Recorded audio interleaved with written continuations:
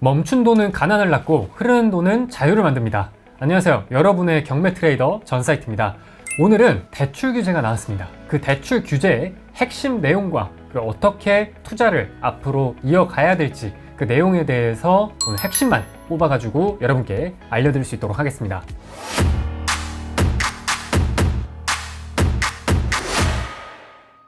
자, 그럼 화면을 같이 보시면 9월 7일에 긴급 가계부채 점검 회의가 열렸습니다. 근데 9월 7일이 평일이냐?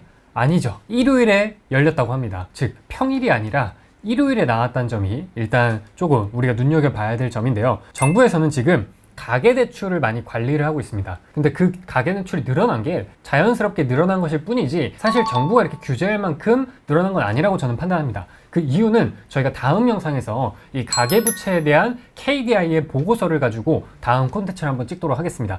오늘은 이 정부가 가계부채 그리고 주택 공급에 대해서 같이 발표를 했었는데 그 안에 대출 규제에 대한 내용이 나왔습니다. 그래서 이 대출 규제가 우리의 투자 방향을 어떤 식으로 변화를 가져오는지, 그리고 우리는 어떠한 마인드로 이 규제에 대해서 접근을 해야 되는지 그 방향성을 여러분한테 설명드릴 수 있도록 하겠습니다. 자, 보시면은 금융위원회가 여러 관계 부처들을 다 모아놨죠. 기획재정부, 국토교통부, 한국은행, 금융감독원을 다 불러 모았습니다. 즉, 아파트를 살 때, 빌라를 살 때 대출을 받아야 되는 그 모든 기관들을 다 모아놓고 이 대출 규제에 대해서 발표를 했다라는 겁니다.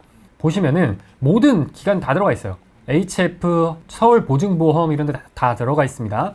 그래서 이거를 왜 어떠한 목적으로 했냐를 보시면 주택 가격 상승세가 계속 진행되고 있다. 즉 정부에서는 주택이 가격이 계속 상승하는 걸 우려하고 있다라고 이해하시면 됩니다. 이 얘기가 뭐냐면 정부에서도 이미 눈치를 채고 있다는 거예요. 뭐를? 주택 가격이 장기적으로 올라갈 방향이라는 거를 눈치를 채고 미리 대비를 하려고 하는 겁니다. 그 이유는 여러 가지가 있겠지만 사실 제가 생각하기에는 금리 인하도 맞습니다. 최근에 금리 인하 기대감 등 부동산 가격 상승에 대한 시장의 기대 심리가 있다라고 합니다. 물론 이 얘기 다 맞는 말인데요. 본질적으로는 공급 부족으로 인해서 이 시장의 기대 심리가 올라가고 있다라고 이해하시면 될 것 같습니다.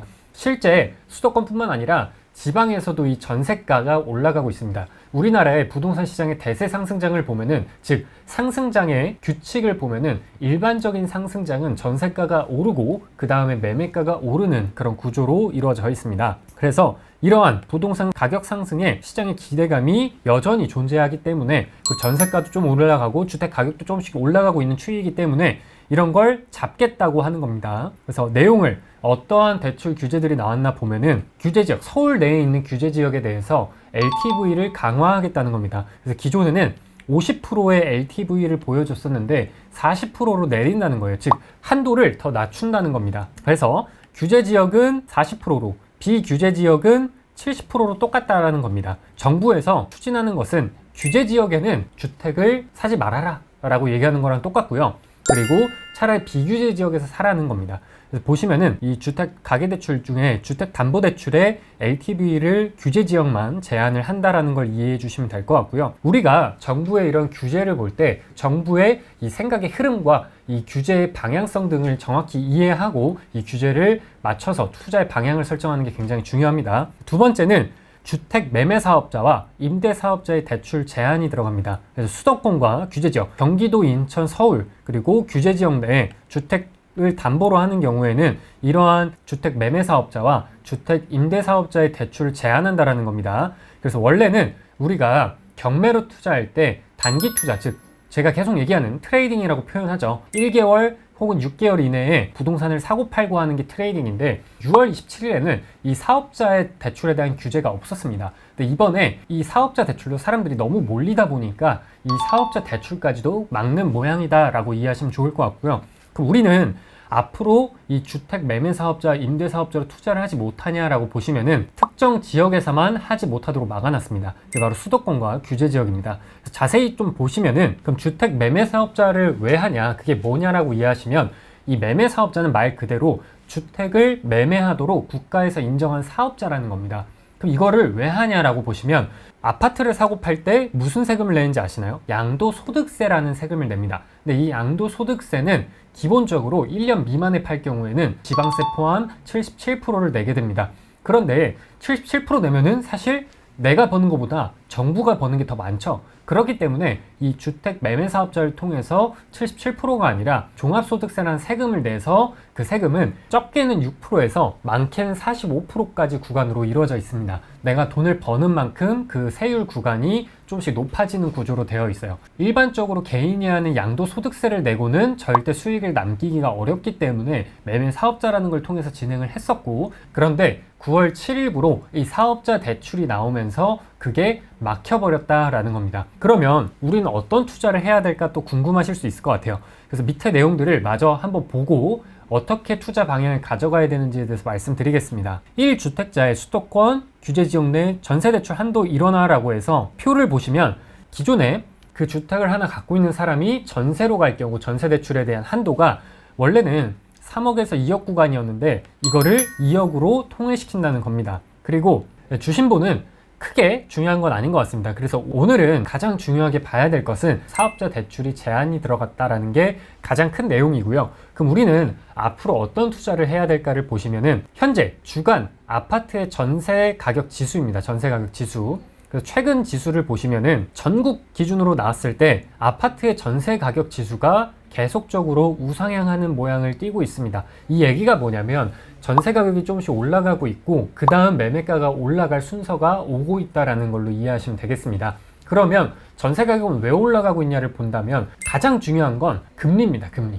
전세를 들어갈 때 우리가 70% 80% 이상은 다 전세 대출을 받고 들어가고 있습니다. 그렇기 때문에 이 전세대출 금리가 낮아지면 낮아질수록 두 가지의 심리가 갖게 됩니다. 첫 번째는 월세 갈 거 전세로 오게 돼요. 왜냐? 전세가 월에 나가는 이 비용이 싸기 때문에 매물들은 정해져 있는데 한계가 있는데 전세로 수요가 쏠리기 때문에 전세 가격이 조금씩 올라가고 있다가 첫 번째고요. 두 번째는 전세대출 금리가 낮아지면서 월에 100만 원 냈을 때 내가 2억 정도의 전세대출 받아 살 수 있었는데 금리가 낮아져서 2억 5천이나 3억까지 받았을 때도 100만 원을 낸다. 그럼 사람의 심리상 조금 더 좋은 데를 가고 싶잖아요. 그렇기 때문에 이 전세 대출의 금액대도 조금씩 올라가고 전세 가격도 좀 올라가는 그런 추이를 가지고 있다라고 이해해 주시면 될 것 같습니다.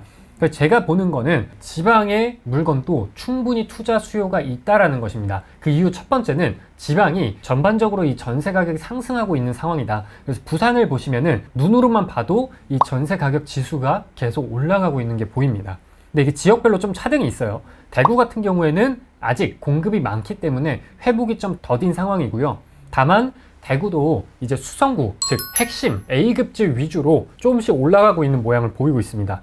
울산 지역은 굉장히 가파르게 올라가고 있습니다. 그리고 세종 또한 가파르게 올라가고 있고요. 충북도 조금씩 올라가고 있는 모양으로 보여지고 충남은 현재 많이 꺾였다가 이제 좀씩 왔다 갔다 하고 있습니다. 전남 같은 경우에도 조금씩 이제 고개를 들고 있는 모양으로 보여지고요. 이처럼 지방의 시장도 전세 가격이 조금씩 올라가면서 매매도 점점 영향을 받는 시장이 될 거라고 저는 보고 있습니다. 그래서 이거를 제가 그냥 말로만 하는 게 아니라 실제 제 수강생분의 사례로 전라남도에 있는 광양시에 있는 아파트를 통해서 2억 4,200에 낙찰받은 물건을 약 2, 3개월 걸려가지고 2억 7,500에 거래를 했습니다. 보면은 네이버 부동산에 실제 찍혀 있습니다. 8월에 계약을 완료했고요. 2억 7,500에 찍혀있는 물건입니다. 이 물건 낙찰은 4월 21일 날 받아가지고요. 소유권 이전을 약 6월 정도에 했습니다. 그래서 2개월 걸려가지고 매각까지 완료한 물건이고요. 이 물건으로 시세 차익 약 2천만 원 이상 남겼던 물건입니다. 이렇듯 지방에서도 충분히 단기간 내에 소화가 가능한 물건들이 있고요. 지방이라고 해서 인구가 줄고 있다고 해서 이 트레이딩을 하는데 영향을 주진 않습니다. 왜냐하면 이 트레이딩이라는 건 빠르면 1개월, 좀 걸리면 6개월 이내에 이 물건을 처리하는 게 트레이딩이고요. 근데 지방 같은 경우에 인구가 소멸된다라고 하는데 그거는 10년 정도의 앞을 내다봤을 때 인구가 점점 소멸한다는 것입니다. 그렇기 때문에 충분히 지방에서도 수요가 있는 아파트는 투자 대상이 된다라고 이해하시면 될 것 같고요. 항상 이 부동산은 특히나 어떤 투자를 하든 이 규제가 나오기 마련입니다. 그렇기 때문에 이 규제에 흔들리지 마시고 우리가 할 수 있는 방향에서 최선을 다해서 투자를 해서 돈을 벌면 됩니다, 여러분. 또 이 규제 속에서 우리가 할 수 있는 방향들이 나오게 된다면 제가 영상을 통해서 여러분께 최대한 빨리 공유드릴 수 있도록 하겠습니다. 그래서 오늘은 저희가 9월 7일 이 대출 규제를 통해서 좌절하고 있을 여러분한테 제가 해결, 솔루션과 자신감을 드리기 위해서 영상을 찍게 됐고요. 여러분이 또 투자하는데 혹은 이런 규제가 나왔을 때 혼자 해결하기 힘들다면은 댓글 하단에 부자 친구들 카톡방 링크를 달아드릴 테니까 들어오셔가지고 같이 으쌰으쌰 하면서 부동산으로 여러분이 부자가 되는 그날까지 제가 여러분의 경매 트레이더로서 안내를 잘 해드릴 수 있도록 하겠습니다. 지금까지 경매 트레이더 전사이트였습니다. 감사합니다.